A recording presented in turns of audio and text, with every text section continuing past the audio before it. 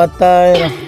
யோ மாமா என்ன ஊருக்கு போலியா நீ என்ன பண்றீங்க? மாப்பிள்ள நானும் ஒரு வாரமா சோறு தண்ணி இல்லாம அந்த கம்மால தண்ணி எடுத்து ஊத்திட்டு இருக்கேன் மாப்பிள்ள. கொஞ்சம் கூட வத்த மாட்டேங்குது மாப்பிள்ள. நான் எப்படி மாப்பிள்ள ஊருக்கு போறது? யோ தற்கூரி மாமா, இங்கே தண்ணி எடுத்து இங்கே ஊத்துனா எப்படியா தண்ணி வத்தோம்? நீ ஊத்துற தண்ணிலாம் உள்ள போயிடாது.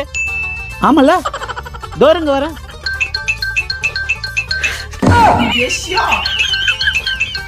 யோ மாமா எங்கயா போற? மாப்பிள்ள ரோட்ல எடுத்து ஊத்திட்டு வந்துடுறேன் மாப்பிள்ள. யோ இங்க வாயா இங்க.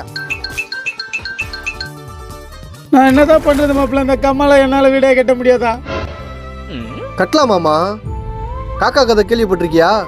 கம்மியா இருக்கிற தண்ணியில காக்கா கல்லு போட்டா தண்ணிலாம் மேல வந்துடும். இப்ப தண்ணி அதிகமாகுதுல்ல, நீ எவ்வளவு ஆழத்துக்கு போய் தண்ணி எடுத்து வெளியே ஊத்துறியோ அவ்வளவு சீக்கிரம் தண்ணியில வத்திரு மாமா, நீ வீடு கட்டிடலாம்.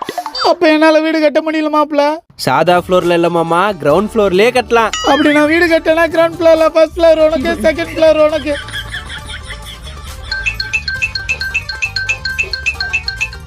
மாப்பிள்ள இருந்தாலும் போதுமா? இன்னும் உள்ள போ மாமா.